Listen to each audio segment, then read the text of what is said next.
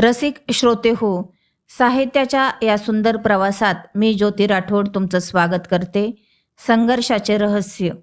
एका बागेत एक लहान मुलगा खेळत असताना त्याला एका झाडाच्या फांदीवर फुलपाखराचे एक कोश लटकताना दिसले. त्या कोशात एक छोटेसे छिद्र पडले होते आणि आतून एक फुलपाखरू बाहेर येण्यासाठी धडपडत होते. तो मुलगा तासनतास तिथे बसून त्या फुलपाखराचा संघर्ष बघत राहिला. ते फुलपाखरू बाहेर येण्यासाठी खूप प्रयत्न करत होते, पण छिद्र लहान असल्यामुळे त्याला यश येत नव्हते. मुलाला त्याची दया आली.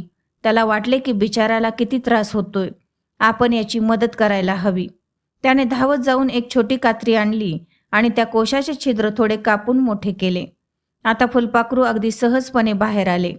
पण फुलपाखरू बाहेर आल्यावर मुलाला एक विचित्र गोष्ट दिसली. त्या फुलपाखराचे शरीर सुजलेले होते आणि त्याचे पंख अगदीच लहान आणि सुरकुतलेले होते. मुलाला वाटले की थोड्या वेळाने ते पंख उघडतील आणि ते सुंदर फुलपाखरू हवेत उडेल. पण तसे काहीच झाले नाही. ते फुलपाखरू कधीच उडू शकले नाही. ते आयुष्यभर आपले सुजलेले शरीर आणि आखडलेले पंख घेऊन जमिनीवरच सरपटत राहिले. त्या मुलाने दयेपोटी केलेली मदत प्रत्यक्षात त्या फुलपाखरासाठी घातक ठरली.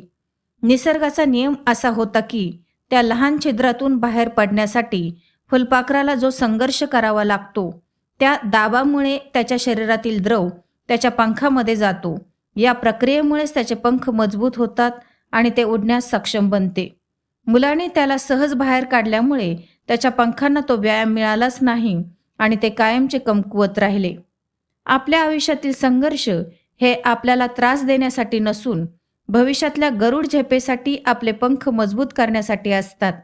जर आयुष्यात सगळं काही सहज मिळालं तर आपण कधीच प्रगती करू शकणार नाही आणि कधीच उडू शकणार नाही. म्हणून लक्षात ठेवा, आजचा संघर्ष ही उद्याच्या यशाची पूर्वतयारी आहे.